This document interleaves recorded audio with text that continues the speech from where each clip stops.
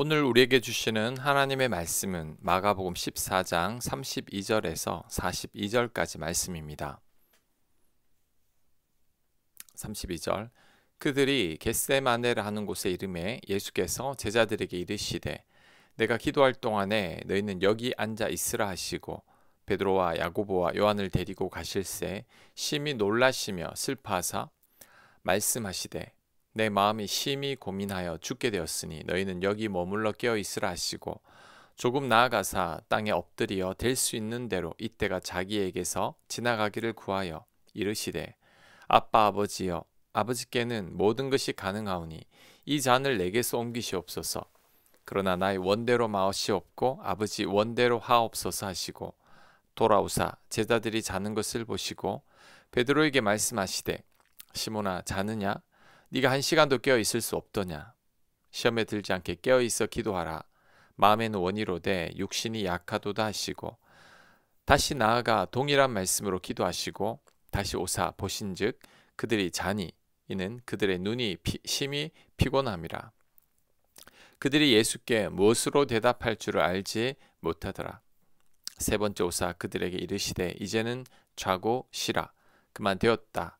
때가 왔도다. 보라 인자가 죄인의 손에 팔리느니라. 일어나라 함께 가자. 보라 나를 파는 자가 가까이 왔느니라. 아멘. 예수님의 겟세마네 기도입니다. 예수님께서 기도하시러 겟세마네로 올라가실 때 세 명의 제자들과 함께 올라가셨습니다. 그런데 이때 심히 놀라시며 슬퍼하셨고 예수님께서 심히 고민하여 죽게 되었다고 말씀하고 있습니다. 심히라는 단어를 2번이나 반복하고 있습니다. 예수님의 고통이 매우 크다는 거죠. 그 후 땅에 엎드려 기도하시는데 이 잔을 내게서 옮겨달라고 기도하셨습니다. 제자들이 자는 것을 보고 2번이나 깨우시며 같이 기도 좀 해달라고 요청하셨습니다. 그만큼 예수님께서 답답하신 것이죠. 오늘 본문에 나타나는 예수님을 보면 우리가 아는 예수님 같아 보이지 않습니다. 예수님께서 심히 놀라셨고 슬퍼하셨고 심히 고민하다가 죽게 되었다고 한탄하셨습니다. 제자들에게 기도 부탁을 하시는 모습도 제자들에게 기대고 있는 듯한 느낌입니다. 지극히 나약한 한 인간의 모습을 보는 것 같습니다. 예수님께서 왜 이렇게 약한 모습을 보이시는 걸까요? 하나님의 아들이신 예수님이시지만 완전한 인간의 모습으로 이 땅에 오셨기 때문이죠. 예수님도 인간의 모습으로 오셨기 때문에 십자가 죽음과 고통과 고문이 두려운 겁니다. 인류를 위해 십자가를 져야 한다는 것을 잘 알면서도 순간의 고통은 피하고 싶은 거죠. 그래서 이 괴로운 순간이 빨리 지났으면 하는 마음이 컸던 것입니다. 하지만 그럼에도 예수님은 당신의 원대로 하지 마시고 하나님 원대로 하시라고 기도했습니다. 지금 이 순간의 고통과 아픔이 아무리 크다고 할지라도 하나님 뜻에 순종하시겠다는 것이죠. 예수님의 이런 모습에서 바른 기도가 어떤 기도인지를 배울 수 있습니다. 첫째는 솔직하게 모든 것을 아뢰는 것입니다. 자신의 감정을 숨기지 않고 있는 그대로 하나님 앞에 다 아뢰어야 합니다. 어떤 분들은 기도를 아름답게 꾸미려고 하고 하나님께서 좋아하실 것 같은 기도를 하는 분들이 있습니다. 이런 기도는 솔직한 기도가 아니죠. 눈치를 보는 기도입니다. 하나님과 기도로 적당히 거래를 하려는 것이죠. 기도로 하나님께 잘 보이려는 것입니다. 이런 기도는 좋은 기도가 아닙니다. 기도는 예수님처럼 솔직해야 합니다. 십자가를 져야 하지만 솔직히 두렵다고 고백할 수 있는 예수님의 진솔함을 우리는 배워야 합니다. 우리는 어린아이와 같이 순수한 마음으로 하나님 앞에 나가야 합니다. 내 속마음을 숨기지 말아야 합니다. 이런 기도가 바른 기도입니다. 그리고 이렇게 솔직한 기도를 드린 후에 하나님께 맡길 수도 있어야 합니다. 내 원대로 안 될까봐 노심초사해서는 안 됩니다. 이런 태도는 하나님 뜻보다 내 뜻을 더 앞세우는 거죠. 하나님께 온전히 맡기지도 못하는 것입니다. 예수님처럼 솔직한 기도를 드린 후에는 하나님께 다 맡길 수 있어야 합니다. 내 뜻보다 더 크신 하나님의 계획을 신뢰해야 합니다. 이런 기도가 바른 기도이고 하나님께서 기뻐하시는 기도입니다. 예수님도 기도 전에는 불안해하시고 초조해했지만 기도 후에는 마음이 바뀌었습니다. 마음의 평안을 다시 찾은 것이죠. 그 후 담대하게 십자가를 지기 위해 나아가셨습니다. 이런 예수님의 태도가 바로 기도의 정석입니다. 솔직한 내 마음을 하나님께 다 아랜 후에 하나님께 다 맡기는 것입니다. 우리는 예수님을 통해 올바른 기도가 어떤 기도인지를 배웠으니 앞으로는 이런 기도를 드려야 합니다. 자, 그 다음 살펴볼 것은 예수님의 연약함입니다.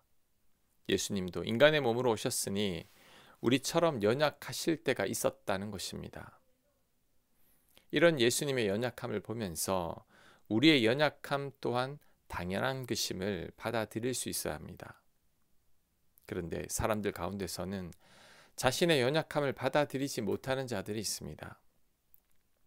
스스로가 완벽해지려는 분들이 있습니다. 하지만 그로 인해 자기 자신만 힘들어질 뿐입니다. 왜냐하면 완벽하지 못한 자신의 모습을 결국은 발견하게 되기 때문이죠. 이때 스스로에게 실망감과 좌절감을 느껴서 낙심하거나 절망하게 되죠. 또한 이런 성향을 갖고 있으면 타인들에게서도 상처를 잘 받습니다. 왜냐하면 사람들에게 기대하는 마음이 있기 때문이죠. 내 곁의 사람들에게 좀 더 완벽한 모습을 기대하고 내가 원하는 모습을 기대합니다. 하지만 그 기대는 절대 채워지지 않습니다. 인간 자체가 부족하기 때문이죠. 예수님도 연약하셨다는 것을 기억해야 합니다. 그러니 우리가 연약한 것은 당연한 것이죠. 나의 부족함과 한계를 인정하고 받아들여야 합니다. 내 곁에 있는 사람들의 부족함과 한계도 당연한 것으로 여겨야 합니다. 그들에게 그 어떤 기대도 해서는 안 됩니다. 기대가 큰 만큼 실망도 크게 되어 있습니다. 저는 예수님의 연약함을 보면서 오히려 힘이 납니다. 하나님의 아들도 연약하셨다는 사실이 오히려 저의 연약함과 부족함에 관대한 마음을 갖게 합니다. 저는 예수님보다 훨씬 더 부족한 사람이기 때문이죠.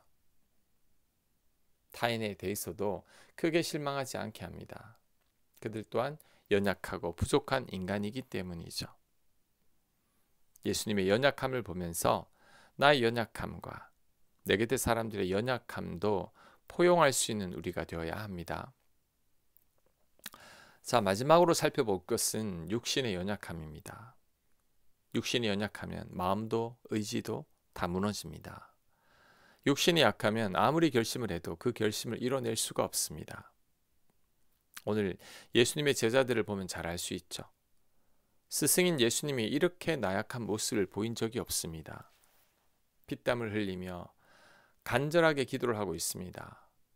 고민하여 죽게 되었다고 하면서 기도를 하고 있습니다.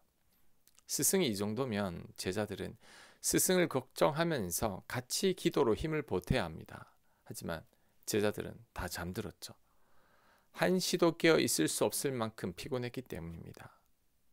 그래서 예수님은 제자들을 보면서 마음에는 원이로되 육신이 약하다고 한 것입니다. 성경도 제자들의 눈이 심히 피곤했다고 말씀하고 있습니다. 신앙생활도 기본적인 체력이 있어야 합니다. 아무리 마음으로 원해도 몸이 약하면 아무것도 할 수가 없습니다. 기도를 하려고 해도 건강이 따라줘야 하고 성경을 읽고 묵상하려고 해도 건강해야 합니다. 피곤해서 기도하지 못하는 경우가 많고 노안이 오고 시력이 떨어져서 성경 잘 읽지 못하는 경우도 많습니다. 하나님과 깊이 교제할 수 있으려면 어느 정도 기본적인 체력이 있어야 합니다. 체력이 국력이라는 말이 있는데 체력이 영성이기도 합니다. 몸이 건강해야 내 신앙도 유지할 수 있습니다. 예수님의 제자들처럼 피곤하지 않기를 바랍니다. 눈이 감겨서 기도 생활이나 말씀 묵상에 방해가 되면 안 됩니다. 그래야 내 믿음을 내가 지켜낼 수 있습니다. 아멘. 묵상과 적용 질문입니다. 예수님처럼 나 또한 약하고 부족할 수 있다는 것을 묵상해 보시기 바랍니다. 내 마음에 들지 않는 사람도 나처럼 부족한 사람이라는 것을 생각해 보시기 바랍니다. 기도합니다. 예수님의 약함을 기억하며 우리 또한 약할 수 있음을 깨닫게 하옵소서. 내 곁에 있는 모든 이들도 약한 존재임을 알게 하여 주시옵소서. 예수님 이름으로 기도합니다. 아멘.